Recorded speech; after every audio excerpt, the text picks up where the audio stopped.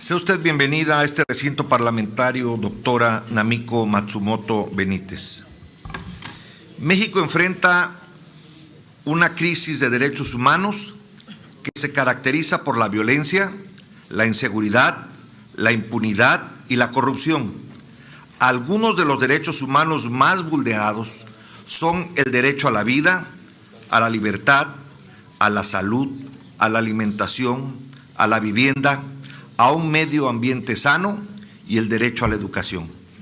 Por desgracia, al igual que el resto de las instituciones del Estado, los organismos encargados de salvaguardar, procurar y defender los derechos humanos son víctimas de la deliberada concentración de poder político para eliminar todos los contrapesos al gobierno, como sucede con la propia Comisión Nacional de Derechos Humanos, hoy en manos de una militante y de no una especialista en el tema. Y sabemos que la defensa de los derechos humanos es uno de los principales contrapesos al poder. En un Estado de derecho débil, la defensa de los derechos humanos es aún más débil. Por ello, las desapariciones forzadas, ejecuciones extrajudiciales, la tortura, la inseguridad ciudadana, la impunidad, la corrupción, la fabricación de delitos y la simulación de la justicia son violaciones que se dan a diario en nuestro Estado y que muy pocas veces alcanzan justicia para las víctimas y castigo para los responsables.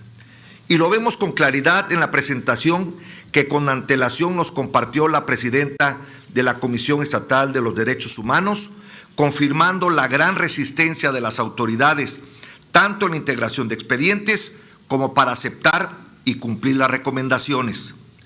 Por cierto, presidenta Namiko, que hoy por la mañana, durante la comparecencia de la Fiscal General del Estado, ella nos proporcionó información muy distinta a la que usted misma dio a conocer la semana pasada, en el sentido que la Fiscalía General del Estado solo aceptó 4 de las 41 recomendaciones que recibió durante 2024 por parte de la comisión a su cargo.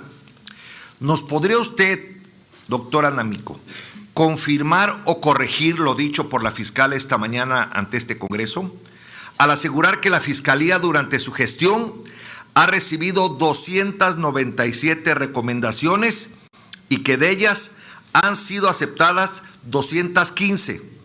Además, le pregunto, ¿coincide usted con la visión de que las recomendaciones tienen una naturaleza administrativa y por tanto legitiman la posibilidad de no aceptarlas? Sobre todo porque los derechos humanos no son un monopolio de una organización o institución. Esto fue dicho hoy en la mañana aquí por la propia fiscal. En ese sentido, doctora Namiko, más allá de las cifras que muestran el desdén oficial por la defensa de los derechos humanos y que detrás de cada cifra hay una persona o una familia violentada, le pregunto, ¿a qué atribuye usted la resistencia de las autoridades estatales para aceptar y cumplir las recomendaciones? ¿Hay detrás una decisión de Estado de no aceptar como una forma de tratar de lavarse la cara por los abusos cometidos? O peor aún, ¿existe la disposición de blindar a las autoridades y elementos responsables, principalmente de la Fiscalía del Estado y la Secretaría de Seguridad Pública?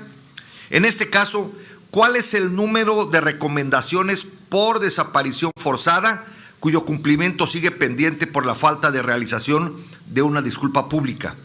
Explique, por favor, por qué no se han llevado a cabo y qué ha hecho la Comisión Estatal de Derechos Humanos para que se cumpla. ¿Qué hace la comisión a su cargo para contrarrestar los efectos adversos que traen para las víctimas la falta de cumplimiento de las recomendaciones, específicamente la falta de pago de las compensaciones? ¿Por qué en muchas ocasiones las recomendaciones tardan en emitirse 2 o 3 años después de acontecidos los hechos?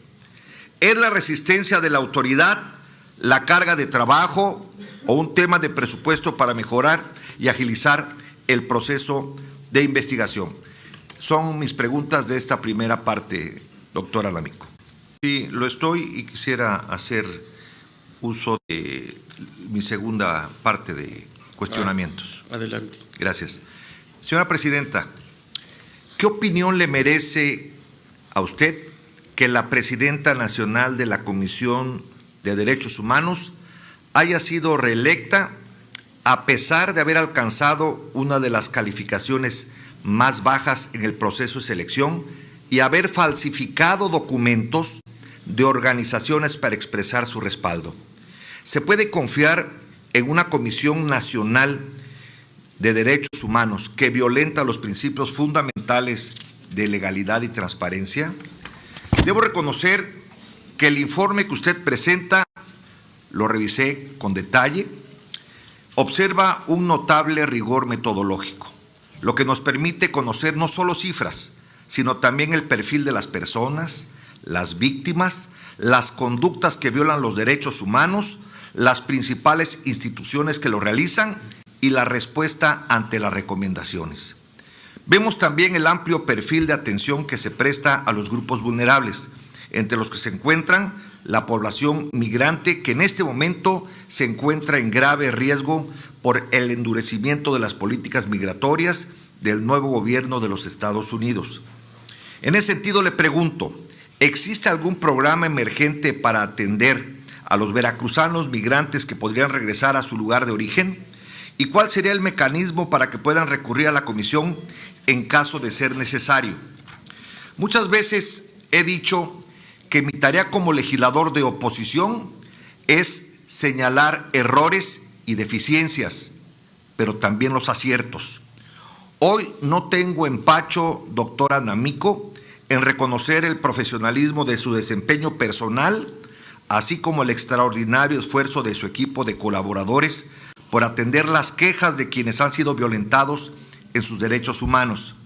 En ese sentido, doctora Namiko, cuente con nuestra mejor disposición para concretar la integración del Consejo Consultivo de la Comisión a su cargo, para que académicos, estudiosos del derecho y personas de la sociedad civil fortalezcan y avalen el desempeño del organismo público autónomo a su cargo.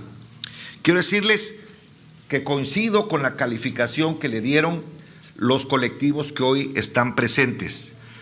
De no estar de acuerdo con usted, difícilmente tendrían la expresión que tuvieron sobre sus comentarios. Quiero decirle que si este fuera un jurado calificador, yo votaría por la aprobación de usted. Es más, propondría la mención honorífica. Muchas felicidades.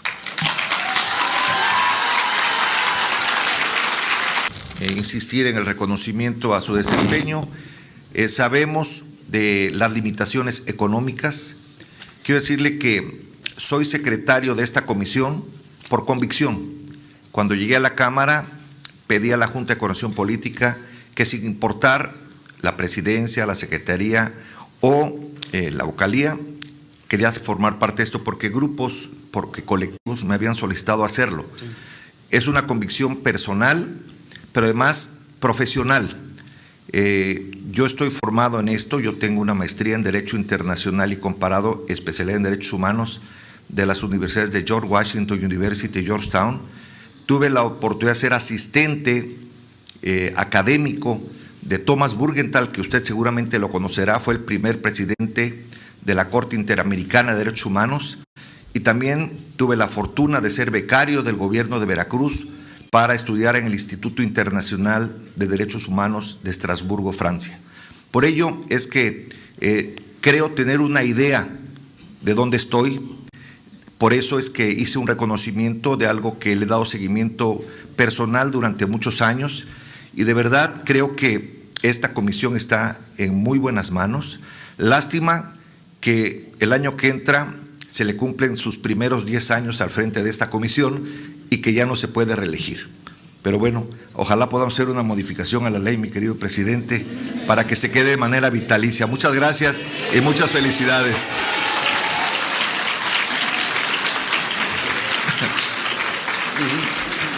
Héctor Yunes Landa, diputado.